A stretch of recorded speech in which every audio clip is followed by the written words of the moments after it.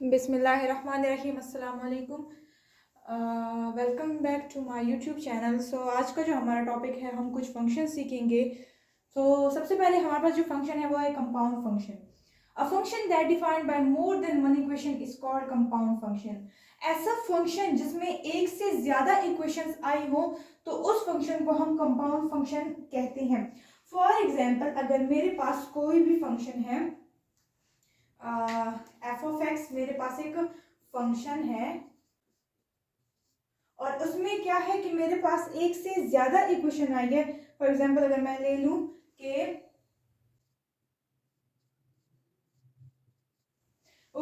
इस तरह फंक्शंस को हम क्या कहेंगे, इसको हम कंपाउंड फंक्शन कहेंगे। इसमें मेरे पास क्या है कि ये एक ही फंक्शन है और यहाँ पे हमारे पास इसकी दो इक्वेशन है। मतलब इस एफ एफ एक्स को मैं y लिख सकती हूँ, तो मैं आप लोग को ऑलरेडी बता चुकी हूँ।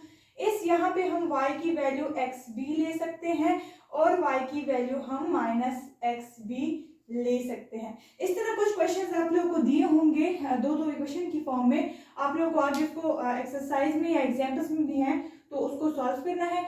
तो आप लोगों ने जस्ट ये, मैं आप लोगों को जस्ट डेफिनेशन बता रही हूँ कि कंपाउंड फंक्शन, अगर आप लोगों से कुछ पूछे कि क्या है तो आप लोगों ने यही कहना है कि function that defined by more than one equation, जिसमें एक से ज्यादा इक्वेशंस हो उनको हम कंपाउंड फंक्शन कहते हैं। इसकी मैं एग्जांपल ऐसे दे सकती हूँ। फॉर एग्जांपल, एक रेस्टोरेंट है, उसमें जो है डे ड्यूटी अगर हम काम करते हैं, मतलब दिन के वक्त अगर हम ड्यूटी करते हैं तो हमें जो है अलग पेमेंट मिलती है, और जब रात के वक्त करते हैं तो हमें एक अलग मिलती है। अब फंक्शन वही एक है लेकिन मतलब काम वही एक है लेकिन पे जो है उसमें डिफरेंस है। क्यों? क्योंकि दिन के वक्त अलग दिन के वक्त अलग पे का सिस्टम इन्होंने बनाया हुआ है और रात के वक्त अलग बनाया हुआ है। तो इस तरह फंक्शंस को हम फिर कंपाउंड फंक्शन कह सकते हैं। ये उसकी का एग्जांपल थी। अब आते हैं वन टू वन फंक्शन की। If each range value corresponds to exactly one domain value.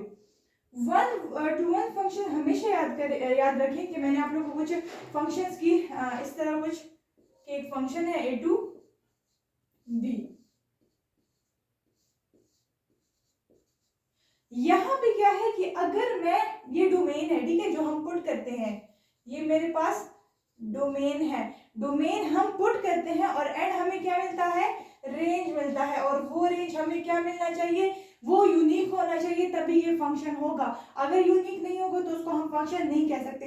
अगर मैं क्या करती हूँ कि अगर मैं वन पुट करती हूँ तो वो मुझे बी दे रहा है, और अगर मैं टू पुट करती हूँ तो वो मुझे ए दे रहा है। मतलब वन पे मुझे सिर्फ बी मिल रही है और टू पे मुझे ए मिल रहा है। तो ऐसे फंक्शन को हम क्या कहेंगे, हम वन टू वन कहेंगे, जिसमें हर एक एलिमेंट डोमेन का जो है वो हर एक रेंज के एलिमेंट के साथ क्या है, अटैच है, ठीक है, असाइन हुआ हुआ है उसको।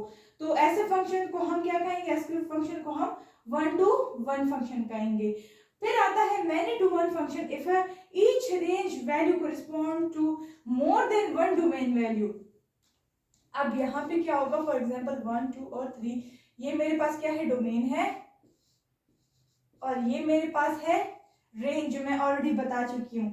यहाँ पे each range value correspond to more than one domain value. एक जो है रेंज, अगर मैं वन पुट करूंगी तब भी मुझे वो ए देगा, अगर मैं टू पुट करती हूँ तब भी मुझे ए देगा, अगर मैं थ्री पुट करूंगी तो मुझे बी देगा। तो ऐसे फंक्शन को क्या कहेंगे, जिसमें हम अगर दो वैल्यू पुट करेंगे तो वो हमें एक सेम आंसर दे रहा है, एक यूनिक वैल्यू दे रहा है जो कि है ए, तो उसको हम मैनी टू वन फंक्शन कहेंगे, ठीक है। तो ये थोड़ा सा डिफरेंस है हमारे पास वन टू वन और मैनी टू वन में। अब जो है examples of one to one and many to one function, तो मैं आप लोग को इसकी कुछ एग्जांपल्स देती हूँ जिससे आप लोग को जो है ये क्लियर हो जाएगा कि वन वन कैसे होते हैं और ऑन टू कैसे होते हैं। तो इसके एग्जांपल्स मैं करवाती हूँ कि फॉर एग्जांपल मेरे पास एक क्वेश्चन है, एग्जांपल है y is equal to x square. अब मैंने ये पता लगाना है कि ये मेरे पास वन वन है या ऑन टू है। एक ये एग्जांपल और दूसरी मैं लेती हूँ y is equal to x cube. तो हमने ये पता लगाना है कि ये जो y is equal to x square और y is equal to x cube है, हमने ये पता लगाना है कि ये वन वन है या मैनी टू वन है। सबसे पहले हम इस पे आते हैं। अगर इसको आप लोग गौर से देखें तो यहाँ पे हमें यूनिक वैल्यू तो मिल रही है, लेकिन अगर हम इंडिपेंडेंट को देखें जरा गौर से, उसके ऊपर है स्क्वायर। तो स्क्वायर में ये होता है कि स्क्वायर में अगर हम पॉजिटिव वैल्यू दे दें या नेगेटिव वैल्यू दे दे, आंसर हमें सेम मिलता है। ठीक है, तो मतलब ये कि अगर मैं यहाँ पे y की वैल्यू जो है यहाँ पे x की वैल्यू -1 पुट करूं तब भी मुझे क्या मिलेगा, तब भी मुझे y की वैल्यू 1 ही मिलेगी। अगर मैं यहाँ पे जो है 1 पुट करूं तब भी मुझे y की वैल्यू 1 ही मिलेगी। ये वो है कि यहाँ पे मेरे पास क्या है -1 और 1 है, और यहाँ पे मेरे पास रेंज मुझे क्या मिल रहा है 1। यूनिक आउटपुट तो मुझे यूनिक ही मिल रहा है, मतलब फंक्शन है। लेकिन अगर देखें तो डोमेन में हम यहाँ पे दो वैल्यू पुट कर सकते हैं, 1 भी पुट कर सकते हैं, -1 भी पुट कर सकते हैं। तो इस तरह फंक्शन को जो है हम मैनी टू 1 कहेंगे, इसको हम 1 1 नहीं कहेंगे। 1 1 में हमेशा हमारे पास उसका इमेज जो प्री इमेज है वो हमेशा एक ही बनना चाहिए, लेकिन यहाँ पे दो बन रहे हैं। अब अगर एक्स क्यूब को देखें तो अगर मैं यहाँ पे 1 पुट करती हूँ तो मेरे पास 1 आएगा, और अगर मैं यहाँ पे -1 पुट करती हूँ तो मेरे पास -1 आएगा। इट मीन्स कि 1 और -1 में मुझे क्या है, 1 में मुझे मिल रहा है 1 ही, और -1 में मुझे -1 ही मिल रहा है। तो ऐसे फंक्शन को हम 1 to 1 फंक्शन कहते हैं, जिसमें मेरे पास हर एक डोमेन एक ही रेंज पे असाइन हुआ हुआ। अब नेक्स्ट आते हैं composite function. Let f of x and g of x are two functions, then f of g of x is a composite function। कि अगर मेरे पास एक f of x फंक्शन है और एक g of x फंक्शन है, x का मतलब आप लोग जान लें कि x मेरे पास एक इंडिपेंडेंट वेरिएबल है। यहाँ पे मेरे पास इंडिपेंडेंट वेरिएबल क्या है, x है, और यहाँ पे भी इंडिपेंडेंट वेरिएबल x है। आर द टू फंक्शन, ठीक है, ये मेरे पास दो फंक्शन है। फिर अगर f of g of x is a composite, अब अगर मुझे एक फंक्शन दिया है जिसका इंडिपेंडेंट वेरिएबल क्या है, एक और फंक्शन है, मुझे एक फंक्शन दिया है f जिसका मेरे पास क्या है, इंडिपेंडेंट वेरिएबल पूरा एक और फंक्शन है, और उस फंक्शन का इंडिपेंडेंट वेरिएबल मेरे पास x है, तो ऐसे फंक्शन को हम कंपोजिट फंक्शन भी कह सकते हैं। इसकी मैं आप लोगों को एग्जांपल करवाती हूँ।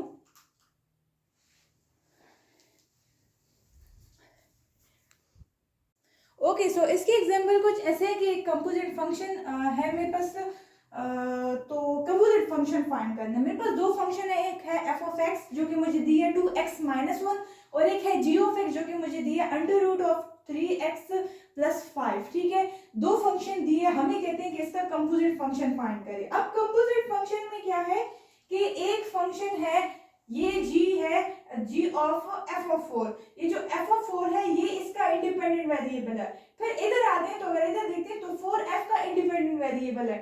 तो g of f of 4 find करने के लिए क्या करते हैं, सबसे पहले हम f of 4 फाइंड करते हैं।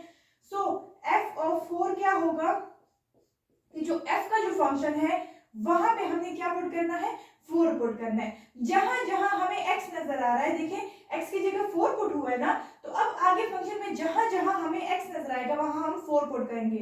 तो 2 of 4 - 1 जो कि हमारे 2 4 are 8, 8 - 1 which is equals to 7। ठीक है, तो f of 4 का आंसर मुझे क्या मिल रहा है, वो मुझे 7 मिल रहा है। अब मैं क्या करूंगी कि अब मैं जाऊंगी, मुझे f of 4 फाइंड हो गया, अब मैं g of f of 4 find करती हूँ। अब इस फंक्शन पे आती हूँ। ठीक है, ये फंक्शन है, इस फंक्शन में क्या है, x की जगह मैंने क्या, ये पूरा पुट करना है, f of 4 पुट करना है। ठीक है, अब जहां जहां मुझे नजर आएगा, जहां जहां मुझे x नजर आएगा वहां वहां मैंने f of 4 फाइंड करना है। अब एक और चीज है कि यहाँ पे जो मैंने f of 4 पुट की है, अब आप लोगों को पता है, इसको मैं ऐसे भी लिख सकती हूँ कि g of f of 4 की वैल्यू मेरे पास क्या आई है, 7 आई है, तो मैं इसको ऐसे भी लिख सकती हूँ। ठीक है, अब जहां जहां आप लोग इस फंक्शन में x नजर आएगा वहां वहां आप लोगों ने क्या पुट करना है, 7 पुट करना है। तो 3 of 7 + 5, तो 3 7 से 21, 21 + 5 26 अंडर द रूट।